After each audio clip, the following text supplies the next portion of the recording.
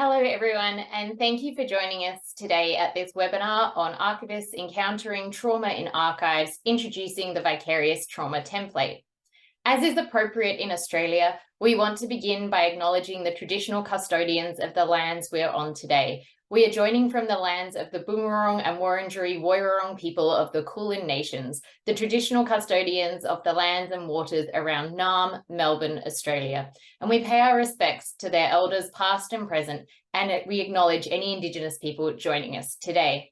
So my name is Nicola, Laurent, and I'm acting as the host of this webinar, and I'm also presenting alongside my colleague, Kirsten. So this session is being run as a webinar. Please use the Q&A function to ask a question rather than in the chat. We will speak for around 40 minutes and then we will have time for discussion at the end, but please feel free to ask your questions at any time throughout the webinar, and we'll make sure we get to those at the end. I also wanted to note that this webinar is being recorded and it will be made available on the ICA's YouTube channel. So just to introduce myself a little bit further, I'm Nicola, my pronouns are she, her, and I'm the Senior Project Archivist for the Find and Connect web resource based at the University of Melbourne in Australia. I'm also the President of the Australian Society of Archivists and the New Professionals Program Coordinator for the International Council on Archives. Trauma-informed archival practice has been a focus for me in recent years, and as part of this work, I've received funding from the ICA's Program Commission for 2 projects, which we're talking about today. So the first project was a survey conducted in 2022, which was called Understanding the International Landscape of Trauma and Archives. And then this year, the project we completed was Resources to Support Archivists Encountering Trauma in Archives. And as they are so closely related, we're discussing both today and we will be launching the resource. So I'll now ask Kirsten to introduce herself. Hi everyone, I am Kirsten Wright, my pronouns are she, her, and I'm the Program Manager for the Find and Connect web resource at the University of Melbourne. And I'm interested in ideas of language and archival description and archives and power. And I think that trauma-informed archival practice is a really useful model through which to consider our work and how it can be improved for everyone. We do want to say also upfront that while we've done a lot of work in this space of trauma in archives, we are not mental health professionals, and nor do we advocate for archivists to become mental health workers or social workers.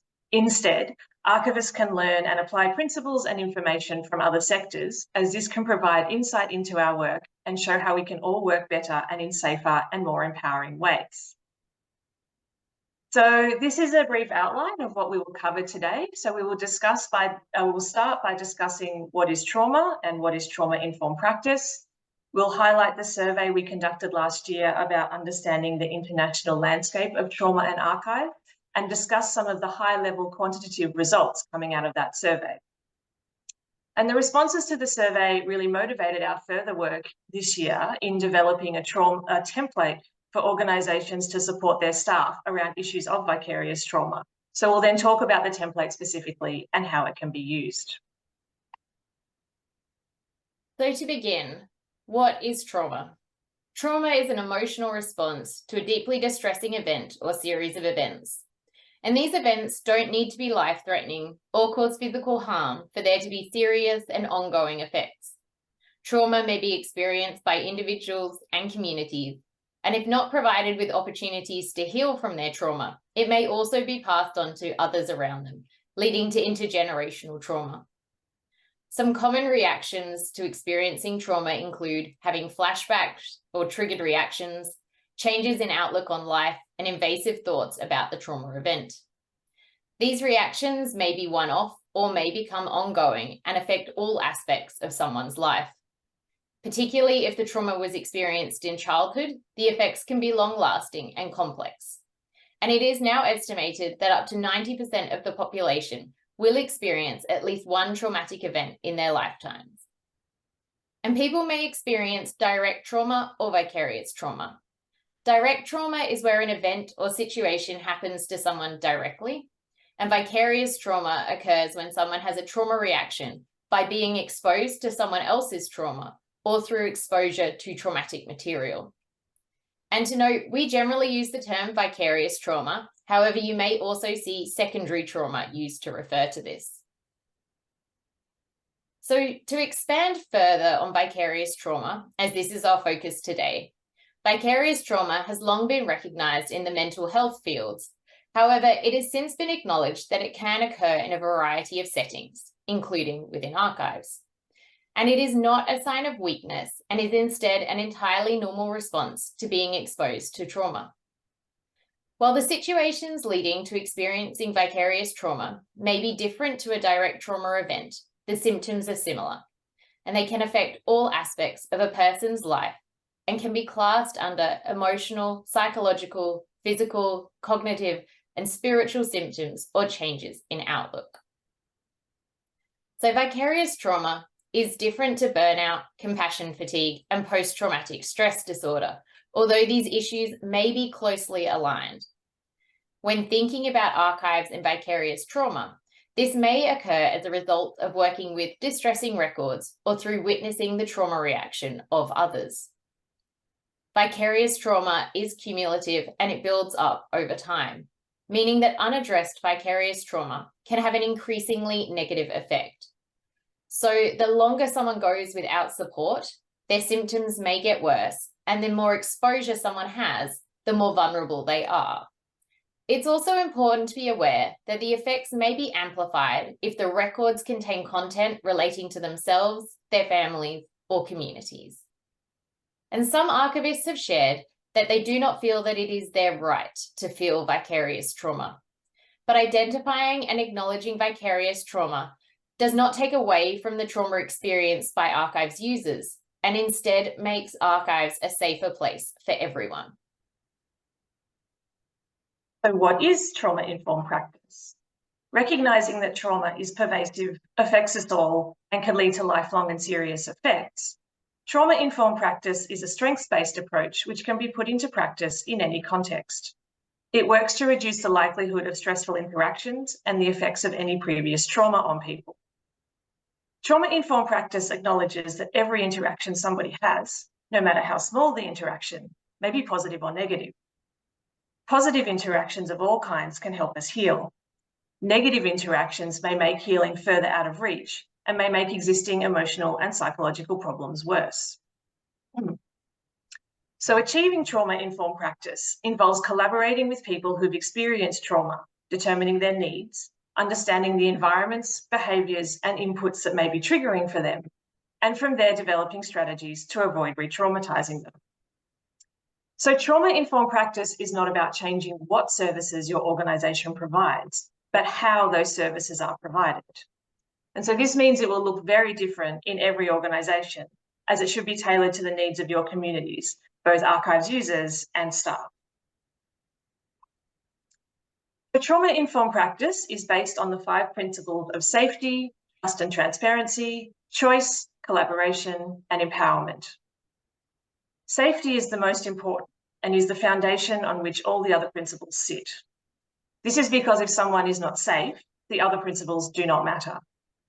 And safety refers to physical, emotional, and cultural safety. And it also means that staff need to feel safe at their work. And as you can see from the remaining principles, they are all about being flexible, enabling people to be in control of their situations and working with them rather than for them as equal partners in the process. Everyone is the experts in their own lives, experiences, and cultures. So the principles all work together to create a safe and affirming environment for everyone, staff, volunteers, researchers, and all users of archives. And the principles can also be used to assess any part of an organisation's work to determine where improvements need to be made. And these principles work on both an individual and organisational level. So for example, while working one-on-one with someone, say in a reading room, the principle of choice would mean tailoring the reading room experience so it is driven by that person's choices, again, as they are the experts about what's best. And on an organisational level, the principle of choice may mean expanding how communities documented in your archives can work with your organisation, rather than this engagement process and the work priorities being only used to benefit the organisation. And through application of all the trauma-informed principles, people and communities can feel empowered and affirmed, leading to more positive interactions and more healing. So what does this mean for archives? We are all aware that archives are key sites of contradiction and affect. Archives are double-edged. They contain critical information for individuals and communities, but information which has often been collected in disturbing and non-consensual ways, including in the cause of racist, eugenicist, and colonial policies. In archives, traumatic materials can refer to information in records, artifacts, or items. So sometimes it is the records themselves that can be the cause of the trauma, and sometimes it is the context in which they are presented. For example, if a record or item is stolen, or you are viewing material about specific Indigenous cultural practices that it is inappropriate for you to view, this context can lead to trauma. And of course, the record's contents can be hugely traumatic. Records may contain dehumanizing, degrading, or inaccurate language. They may document human rights abuses, surveillance of citizens, or destructive government policies. And it is clear that what people may find distressing or traumatic varies considerably. However, there are some records where it would generally be expected that most people would experience a degree of distress when working with them. And it's also important to note that different records formats may affect people differently. For example, some people may find it harder to work with photographs or films over the written word, whereas for other people, it will be the reverse. So in Australia, an important catalyst was the 2017 session at the Australian Society of Archivists conference. And I, along with Nicola and Kate O'Neill, presented on affect, emotional labour and archives. This turned into a discussion session where many archivists shared for the first time the emotions they experienced while doing archival work, including those of distress and trauma. And it was also apparent in this session how isolated many archivists felt. Many people were working as the sole archive staff member within broader organisations, so did not have any peers to discuss these issues with, and felt that their broader organisations would not be of assistance either. Many people also didn't think this was a professional issue to discuss. So normalising these discussions and validating people's experiences was an important step. In many conferences, as well as the academic archival literature, there has been a growing focus on understanding of the need to centre people in the archives rather than records. An influential article was published by Michelle Caswell and Marika Safor in 2016 about radical empathy and feminist ethics of care in archives, highlighting the need to centre affective care, and I quote, about and for and with subjects, end quote. Other work, including by Anne Gilliland and Jennifer Douglas, highlighted the use of affect theory in archives and discussed issues of grief work in archives. And in Canada, there have been surveys about secondary trauma and archives work and the emotional impacts of archival work. We also acknowledge the ongoing and long-standing advocacy and work around Indigenous records and archives, including promotion and development of protocols and guidelines. And in Australia, this work has been done by people including Kirsten, Rose Barrowcliffe, Shannon Forkett, and Sue McKemish. And we see trauma-informed archival practice as part of this growing field of person-centred archives work, which enables the difficult and effective nature of archives and records to be recognised, and as a way to effect practical change for archives and archivists. We think it assists in the implementation of many of the concepts discussed in the literature around radical empathy, participatory co-design, providing access to records in an empathetic and community-focused way, and also provides space to recognise and prevent vicarious trauma. Kirsten and I have contributed to this conversation and have been able to develop an online course and a workshop through the Australian Society of Archivists, and with Nicola are also co-founders of an international peer support group. And it's in doing this work, we had heard from many people who had had distressing experiences in archives or had to work on upsetting records. However, we had no information about how prevalent these experiences were across the archive sector globally. And we were keen to get some statistics and more evidence about people's experiences of archives and trauma, and wanted to conduct a survey to help establish this. So last year, we received funding from the International Council on Archives Program Commission to conduct a survey to better understand the international landscape of archives and trauma. This anonymous survey was available in English, French, and Spanish, and our aim was to gain a global view of issues of archives and trauma from both a qualitative and quantitative perspective. And we were also keen to extend our discussions beyond English-speaking countries. So we have published a report of the initial findings from the survey. It's available on the ICA website. And this report shows that issues of archives and trauma are serious ones for the profession. The survey was completed in partnership with the ICA section on education and training, and the accompanying recommendations are written for the section with a focus on education and training outcomes. So to provide a quick overview of the survey structure, we obtained human research ethics approval from the University of Melbourne, and we worked with paid accredited translators to translate the survey into French and Spanish, and then the French and Spanish survey responses back into English. The survey was deliberately designed to be anonymous, asking questions about demographics and archival experience, awareness of concepts such as trauma and trauma-informed practice, the prevalence of trauma experiences in archives, the opportunity for people to share their experiences and the current supports they had available, and the resources, education, and training needed to help answer the questions that are listed on the slide. And so given the potentially difficult nature of the survey questions, all questions were optional and people could exit the survey at any point. And links to international crisis support lines were included at the start and end of the survey. The survey was widely distributed across ICA and other archival networks, and we got a great response from over 1,100 people from 100 countries. So thank you to those who shared the survey and also to those who completed it. We received 639 responses in English, 251 in French, and 248 in Spanish. And you can see the top 10 countries people responded from on the slide. We do realise that respondents may have been self-selecting in that if people weren't interested in archives and trauma, they may not have completed the survey. But it does also show that many people were interested in sharing their experiences and having their voices heard. So to understand who had responded to the survey, we started with some demographic questions. And these questions related to personal and career information to help understand the geographic, cultural, and professional implications of trauma within archives. And I'm not going to go into these in any detail, but respondents identified as different genders, though most as women. They worked in a range of organisations, though half in government archives. The size of the archive people worked in varied, as did the amount of experience they had.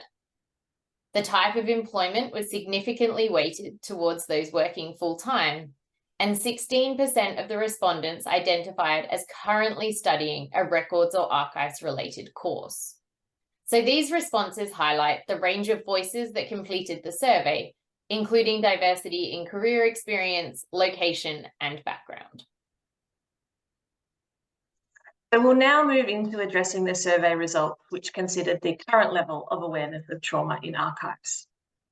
So when asked directly, do you think that people, including staff, volunteer, and archives users, can experience a traumatic reaction in the archives? 87% of respondents said yes.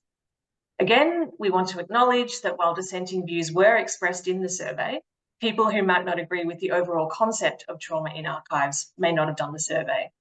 But these results highlight that most people in the profession think that trauma can be experienced in archives. The next question focused on considering if language such as trauma and trauma-informed is the most appropriate for the archival profession when discussing these topics. And definitions of the terms used in these questions were purposely not included to understand whether people knew about these terms prior to undertaking the survey. And 70% of respondents agreed that the language of trauma and trauma-informed was appropriate for archives. When asked specifically about awareness of trauma-informed practice in archives, 32% of respondents said that they were aware, and 56% were aware that vicarious trauma could be experienced in archives. These findings indicate that most agree that a trauma reaction can occur in archives and are aware that they can experience vicarious trauma in the archives. They're less likely to be aware of existing terminology or frameworks such as trauma-informed practice to help understand and which may provide support. The next questions asked if people were taught about these concepts in their archival education, or if they'd learnt about them since through professional development, training, or further education. And most respondents at 92% were not taught about this during their archival education. And only 34% identified since learning about these concepts during professional development, training, or further education. So given that most respondents believe that people can experience a trauma reaction in the archives, it is critical that these topics become better integrated into education and further embedded in training. So in this section, to ensure there was no confusion for people who were previously unaware of the terms, a definition of vicarious trauma was provided to assist respondents' understanding. And people were asked if they had ever been exposed to content that they found distressing or traumatic within archives. And 68% of the respondents said yes. And when asked if they had been exposed to a situation that they found distressing or traumatic within archives, 52% said yes. And following those questions, 51% of respondents reported experiencing vicarious trauma as a result. And when asked to consider the experiences of those around them, 44% of people responded that they were aware of an archives user who had experienced a trauma reaction in the archives. And this increased to 50% when asked about a colleague. These responses demonstrate that a considerable number of people have experienced trauma in archives. And significantly, responses in this section showed that more people who completed the survey had experienced some form of trauma in archives than those who had not. And the next section considered how often people share their experiences and the current support structures in place. So when asked if they, their colleague, or the user informed their workplace of the traumatic experience, 35% of respondents said yes. More people, at 53%, indicated they had shared their experience with their peers. And please note, there was an option for people to select unknown or not applicable to these questions, as they may not have been aware of how their peers or a user responded. And when asked what support was provided to themselves or their colleagues, and here people could select all relevant results. As you can see from the slide, the first response was peer support, followed closely by no support provided. And when asked who provided support, colleagues provided the most support, followed by informal support through the workplace, and then friends and family.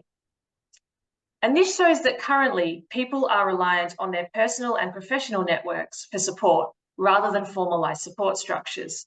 And it is evident across all results that people are likely to tell their peers, their management, or their workplaces about a distressing or traumatising experience in the archives. And the final section of the survey was focused on helping us understand if different education, resources, and training were wanted and needed. So now we're moving to looking forward, what support people would like to see, and whether they think these topics should be included in archival education. When asked what support would you like to see for issues of archives and trauma, and again, people could select all that apply. Respondents identified training as a support mechanism they most wanted, followed by counselling and then peer support. And additionally, 80% of respondents identified formal support through workplaces as their preferred support provider. This was followed by 55% identifying professional associations as a preferred support provider. So what this suggests is a move away from current approaches and the reliance on peers and colleagues, and we see respondents looking for training and counselling to be provided formally through workplaces. And when asked how important it was to include topics of vicarious trauma, trauma-informed archival practice, and support mechanisms within formal education courses, 94% thought it was important to include all 3 topics. So this represents a significant shift in responses to these issues, with leadership being required from managers in workplaces, professional associations, and archival educators. To assist with how to respond, these are the recommendations we provided to the ICA section for education and training coming out of the overall survey results. And again, to note, these are primarily focused on archival education and training, but they are underpinned by the underlying principle that all in the archival profession need to be aware of the potential for trauma in archives. The 3 recommendations are: raise awareness of trauma, trauma-informed practice, and vicarious trauma. Promote the inclusion of trauma, trauma-informed practice, and vicarious trauma as topics in archival education programs.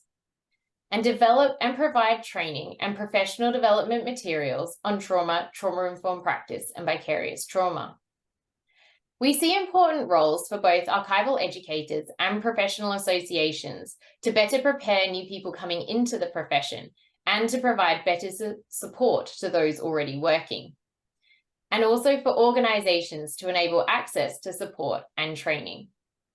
And we know that there is still a long way to go in terms of understanding and maturity levels around these topics, but we hope these recommendations and the survey results more broadly will be an advocacy tool to not only raise awareness of issues of trauma in archives, but also to make practical changes to improve experiences for staff and users of archives. And just to note, there is a high-level report available on the ICA website of the survey results at a global level, and we'll share the link at the end of this presentation. So we see an ongoing role for professional associations in continuing to create professional development resources and spaces to facilitate discussions in this area, and to advocate for archives as being safe spaces for all. This includes raising awareness and helping to educate organisations about their responsibilities in this area. And this is particularly important when we consider that not all organisations will have the resources to create their own training and to implement formal mechanisms for support without guidance and leadership from professional bodies. And as is clear from this quote from a survey respondent, a combination of changes to archival education and better support by organisations is required. So when we consider how organisations can support their staff, it is important for all places where archivists work, whether they are standalone archives or archivists working in larger organisations, to recognise that they as workplaces have responsibilities to ensure a safe environment for all. They are responsible for implementing trauma-informed practice and making the changes required, including some potentially large cultural changes. And they are responsible for keeping their workers safe and supported, and to provide support around issues of vicarious trauma.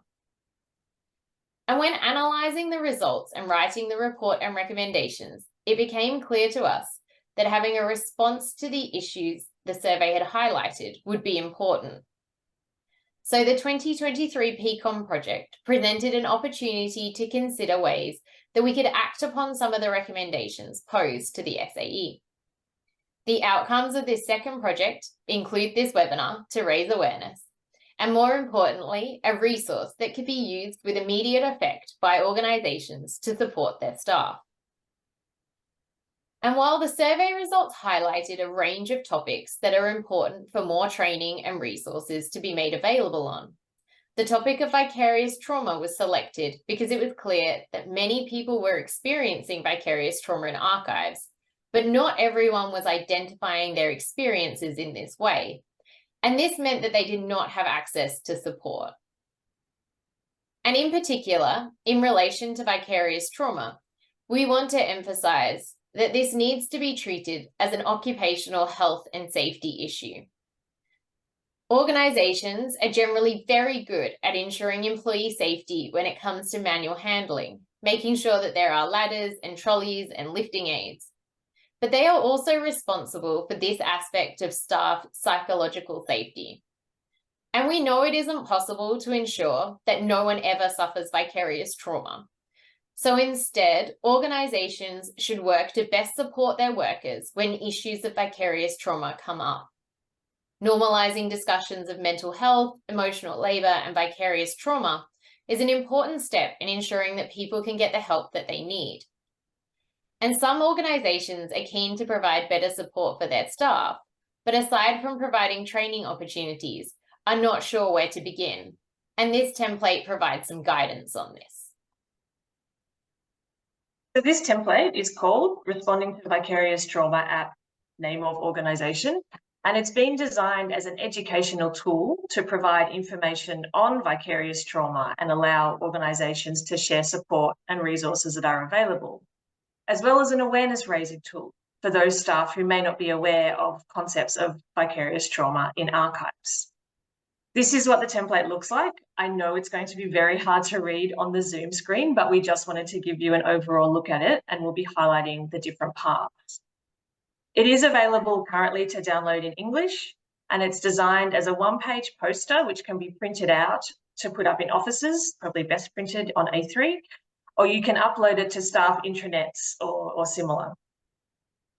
As you can see, there are some parts in red, and this is where you'd fill in your organisation's name or other information as instructed, and the black and green text does not get changed.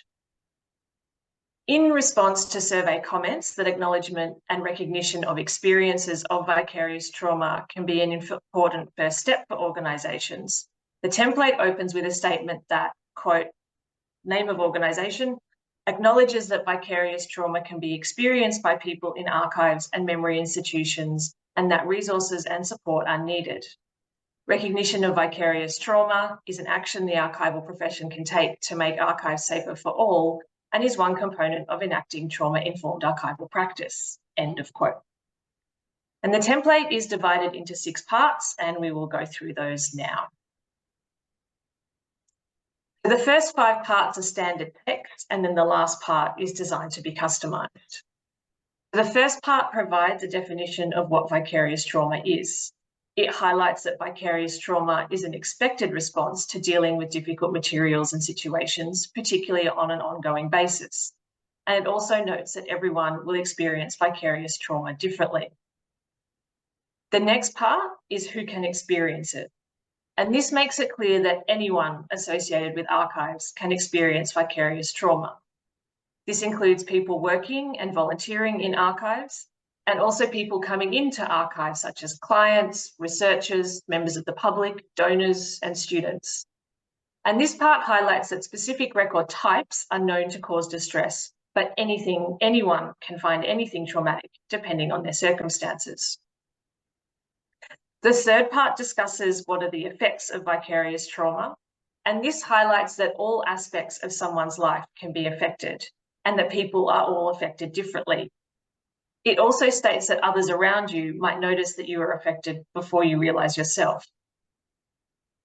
The next part, what can be done to minimise vicarious trauma in archives, discusses how it's important that these topics become normalised in workplaces and organisations so that people can get the support that they need. And it also highlights that individuals will find different support useful. So it'll be important for organisations to be flexible in their responses and listen to what staff need. The next part, what can you do if you're affected in the moment, is designed to provide strategies for individuals who are currently experiencing vicarious trauma. In general, these are short-term actions that someone can do immediately, but they are underpinned with the notion of creating a self-care plan in advance, which can be enacted when it is needed. And the final part is designed for organisations to personalise, to suit their specific situations and staff and volunteer needs. So this part allows for organisations to add in their own support and resources, as what is available will be unique to each organisation. And as this powerful quote from a survey respondent indicates, not all support mechanisms an organisation may implement will be appropriate for all staff. and it is important to remember that people's support needs can change over time. It is therefore important that an organisation provides flexible and appropriate support, and this is what this last section of the template is designed to highlight. So on the ICA website, where the template is available, there are instructions about how to use the template and some examples about what organisations may want to include in this last part. So we're going to discuss some of the options to get you thinking about what support and resources might already be offered and available at your organisation that could be included, or steps you might like to take to increase the support available. So some examples include training. We heard from the survey respondents that this was the main form of support that people wanted to see organisations provide. It is important to remember training can be specific to archives, but many mental health organisations offer training in vicarious trauma that can also be valuable. Training also comes in many forms, from fact sheets to in-person workshops to online events. And thinking about training in a broad sense and thinking about what is locally accessible can help people access it. And it's also important to consider training when new staff start and how potential staff members are informed about distressing records they might be working with. Employee assistance programs. Some organisations have access to an external support service. If your organisation has one, we encourage you to contact the provider to find out what support is available for vicarious trauma and provide details on the template of how staff can access this for your organisation. Local crisis support lines. A list of international crisis support lines has been linked on the ICA webpage, and there may be other local lines that you are aware of that are useful to add. So if someone needs immediate support, an option is clearly listed. Counselling. Another key finding from survey respondents when asked about support. So if it is an option, make sure you provide details of any counselling available, or if people can contact someone within your organisation to get details of how to access counselling, include those. Peer support networks. List any internal to your organisation and external communities you are aware of. You might want to consider starting a peer support group within your organisation if one doesn't currently exist. Policies. Provide details of any policies your organisation has developed around staff safety, wellbeing, and vicarious trauma, noting that these can be linked to occupational health and safety frameworks. Reporting. Describe the process for staff and volunteers to report any incidents regarding vicarious trauma or exposure to distressing materials. And statements of support. Develop a statement regarding your organisation's support of staff and volunteers enacting self-care plans, and that it is acceptable and expected for people to undertake self-care on work time, and link to it on the template. This can be an important action as it provides individuals with agency to access the support that works best for them. And remember that this is a template that you should continue to review and update. And every organization's template is going to look different depending on the type of organization and the resources that they have available. Don't worry if the resources are all external to your organization or if they are all small things or small steps. This template is also designed to be an advocacy and awareness raising tool within our organizations and might help you start having conversations that normalize these topics and can lead to further resources and a discussion about the most useful support. So thank you so much for having us today. We hope you found this discussion of trauma and archives useful and that you'll go away and use the resource in your organizations. We also want to thank PCOM for supporting our projects and the ICA section on education and training for partnering with us. We're really happy to launch the template and hope you find it useful. So we'll now move into the questions, and I can see some people have already put them in. So thank you so much for using the Q&A function. So bear with me one moment while I just pull them up again. I'm just going to go in the order that they came through in. So Carrie Wilson Allen's asked if we can share the reference for the article relating to radical empathy. I'm going to say yes. I feel like Kirsten's looking for it right now for me. Yep. I'll respond in the Q&A. I'll put the link in the Q&A. Perfect. Thank you. It's a great article. We do encourage you reading it if you haven't looked at it yet. So the next question asks us, did you get responses to the survey from archives in the Caribbean? And if yes, do you have the percentage? So yes, we did get some responses from archives in the Caribbean. No, I do not have the percentage. I'm going to say, though, that respondents from the Caribbean were very small in comparison to the overall survey responses. We haven't shared the results in a regional breakdown at this point in time. But if you did have further questions, please email us and we can try and get back to you with some more useful information. So I hope that helps a little bit. Now, I'm going to acknowledge I cannot speak Spanish. I might be able to try and do a translate of the question, but I'm going to come back to it. So I'm going to go for the one in English next. Apologies. So someone's asked, is it your job as an archivist to warn people, archive users, that the material they are looking for contains distressing material? And I'm going to throw to Kirsten to answer this one.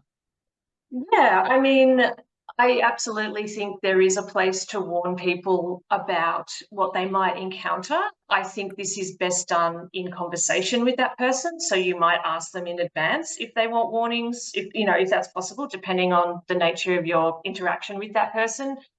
I think you could kind of say, do you want warnings? What type of warnings do you want? What type of content, are you most concerned about? I think that can be done. Again, sort of thinking about, there are some records where most people are probably going to, find some level of distress. And for those records, a kind of more generic statement might be possible. But I think it is really about working one-on-one with, whoever you're dealing with and really finding out what's appropriate for them. And I guess thinking about those trauma-informed principles around sort of choice and empowerment and safety, what does that person need to keep safe? But I do want to emphasize as well that just because there's distressing content, I absolutely do not think it's the archivist's job to withhold access because of that distressing content. That content might be distressing, maybe support is needed, maybe warnings are the first step in that. There's other ways to for them to get support, whether it's bringing somebody with them when they're accessing the records or, whatever it happens to be. But I absolutely don't think that we should be withholding access to records on the basis that material might be distressing. Thanks, Kirsten. Now, I have done some speedy Google translation of I'm going to say it's more of a comment, acknowledging that Maria didn't have time to answer this survey when it was sent, but it is definitely applicable in institutions.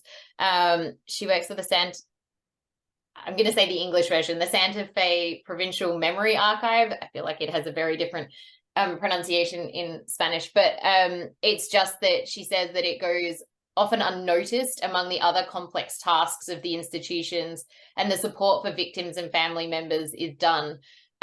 So she was just acknowledging that working on kind of human records in the most empathetic sense of the word is really important.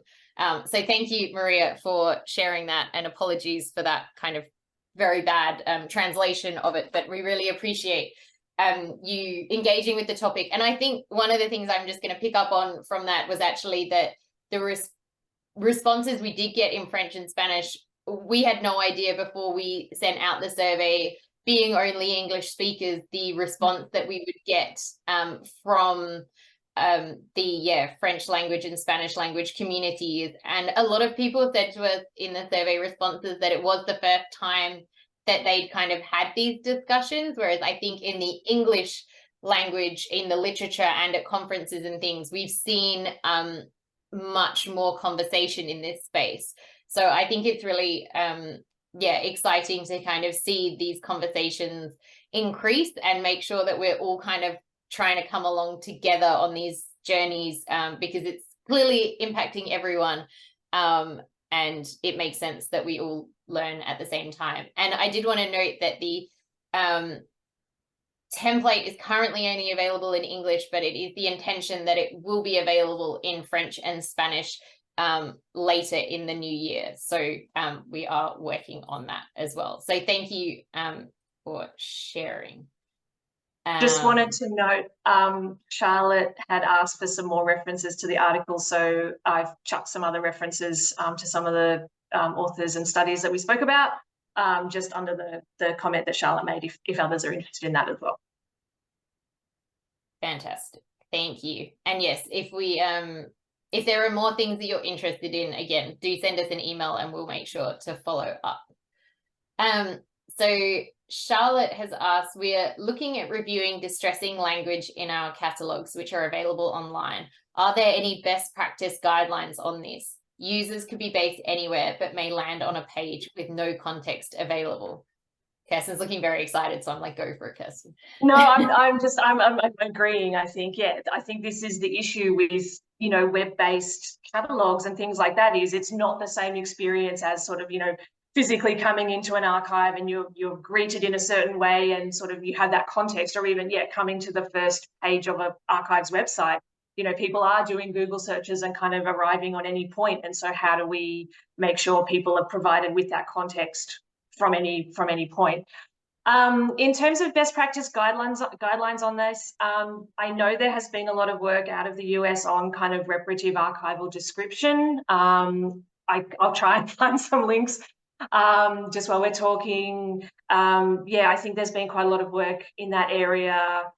I know, for example, just thinking in Australia, the Library Association just released a guide also on kind of reparative archival or reparative description for libraries as well. So it's really interesting, I think, seeing this work kind of expand beyond just archives and into memory organisations kind of more broadly.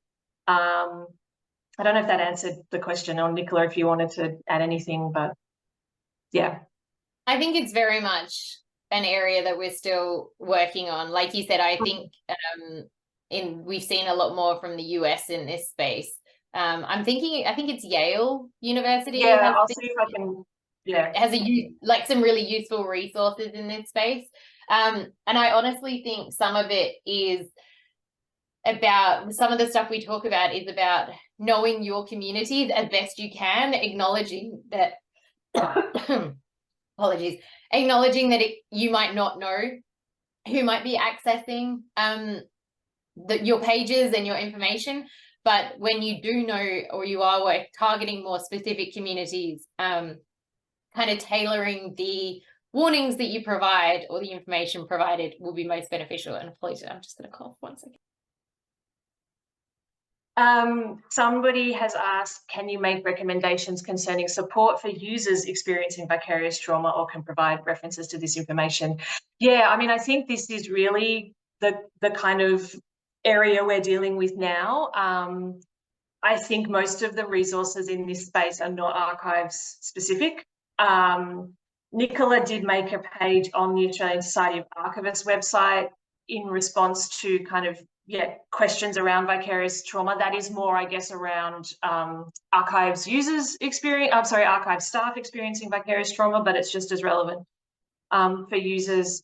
I mean, I think in the moment, I quite like the model of, you know, kind of immediate crisis support. So we're not there to be their counsellor or their social worker or kind of dig into these issues in detail, but what can we as humans do in the moment to help alleviate this person's distress, whether it's being kind of you know, encouraging them to step away from the records and kind of go into a different space, maybe go outside, whether it's about encouraging them to bring a support person with them to help them through, whether it's about in the moment, getting them to phone, whether it's a crisis line or whether it's, you know, a family member, you know, whatever.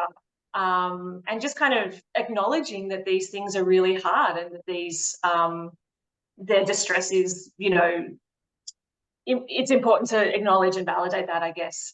So yeah, there is quite a lot out there in the mental health field around sort of responding to vicarious trauma generally, but I guess in archives it's less developed, which is kind of part of our motivation for creating this template and just providing more information so that people can be more aware, whether it's so organizations can support their staff better or whether it's so that people can provide kind of more empathetic responses to users, I guess.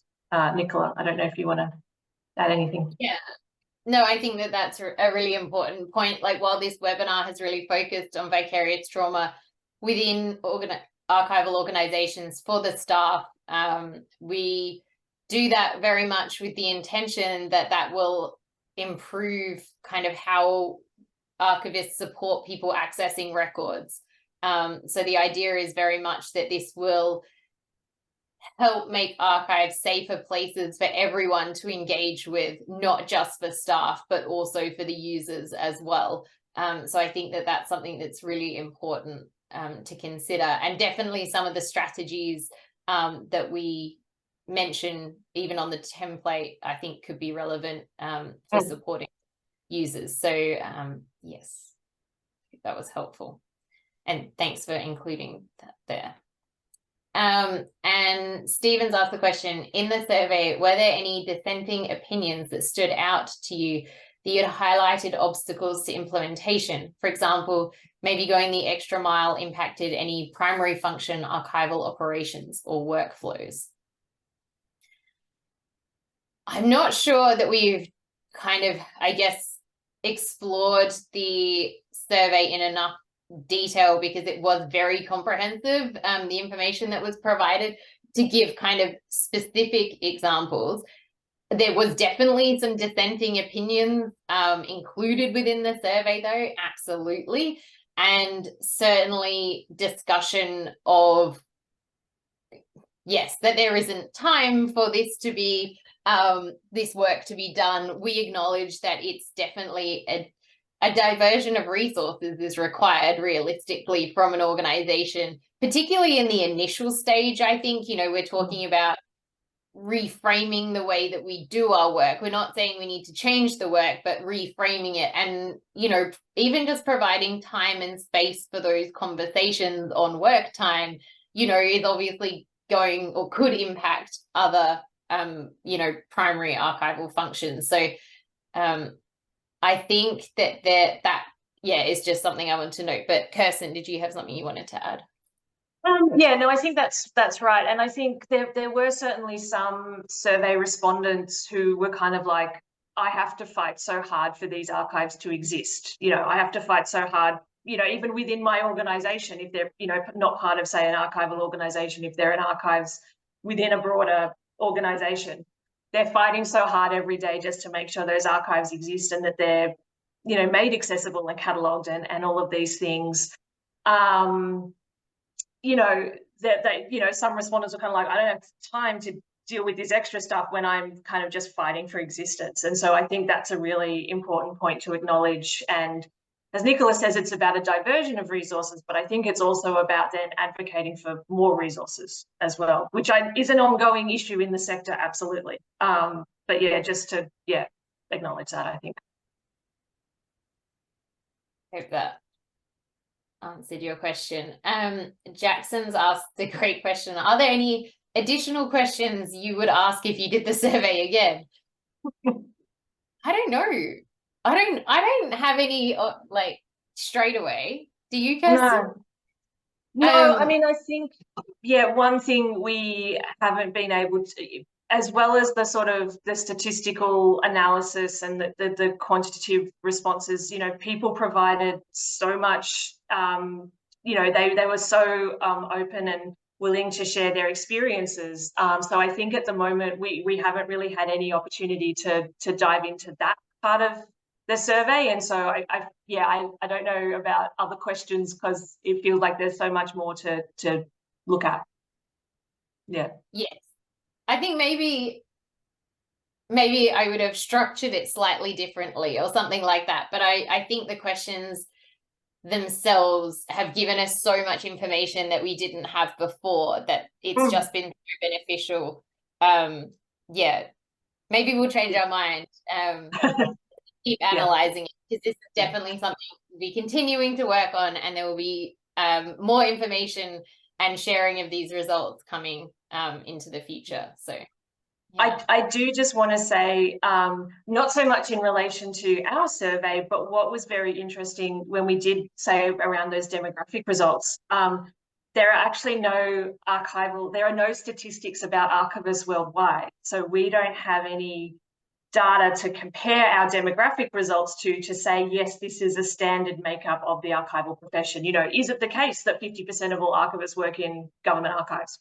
We don't know. So it's not about our survey and the data, but I think it's just an interesting reflection on sort of that broader piece around the profile of archivists across the world. And we should acknowledge, make some specific decisions to help make sure that the survey would be anonymous. So when we use the phrasing government archives, we made that a really broad ranging category. So it included national archives, municipal archives, departmental archives. And we did that because we knew in smaller countries, for example, if we asked you to identify what country you were from, and then you said you worked at the National Archive, we could probably tell who you were, depending on how much experience you had and things like that. So we did make a few decisions around that, which I still stand by, but maybe impacted how we understood things. But I'm going to quickly go to Neve as our last question before we wrap up. And so she is asking, in terms of like trigger warning type notices, what methods are being used for online collections where we can't control at what point someone accesses the collection, i.e. a warning on the homepage isn't going to be seen by someone accessing directly into a particular item? Yes. I don't know whether I can find a reference to send, but there's definitely some discussions around sort of digital warnings, trigger title, content warnings on digital collections. And I can't remember now, Nicola, can you remember who's done that work? So some people are definitely putting content warnings within, say, finding aids, at the start of finding aids as a way to kind of get into where people are actually accessing that material. In catalogue entries themselves, again, kind of depending on what's suitable for you and also what's possible based on the systems that you're using. I think our discussions in this area have really focused on it's more useful to have a more specific content warning at a kind of lower level than a generic content warning on the front page of a site. So a kind of generic content warning might not be very useful for people depending on what they're accessing. And so being able to say in a finding aid, this collection deals with issues of, whatever it is more useful to people because they can make that decision at that point. So yeah, I don't know if that actually sort of answers your question, but yeah, that's some of the methods that we're aware of. Nicola, I don't know if you want to add things. Yeah, no, I think that's definitely true. And possibly I didn't explain myself very well before, but I think it's something that people are really trying to work out what suits best for the type of collection they have. For example, if you're maybe working for a archive that is only about a certain topic and that topic is always going to, be really difficult records, then including the broad warning at kind of all spell, like maybe it's a pop-up when people first connect to the site or something like that, maybe that's beneficial. But if it's like a national archive and there's some records that, while we do want to acknowledge you'll never know what will impact people, there are some records that are definitely more likely to impact everyone accessing them. So maybe you want to make sure there's a specific warning on that catalogue entry page or on that finding aid. But it really is system dependent and website dependent, and kind of there's all these things to bring into it as well as what makes sense for your collection. So it is, I think, a bit of a journey and a bit of an understanding, depending on the type of archive you work on. And I can see someone's including some notes in the chat. So thank you so much. Yeah. I'm very conscious of the time though. So I am going to wrap us up at this point. I want to thank you all for joining us today. Thank you for the great discussion we've had. We hope you find the template useful. We hope you find the survey results useful and all to be used as advocacy and awareness raising tools. If you have questions, please get in touch. Otherwise, have a great day. Thank you so much for joining us. Thanks, everyone.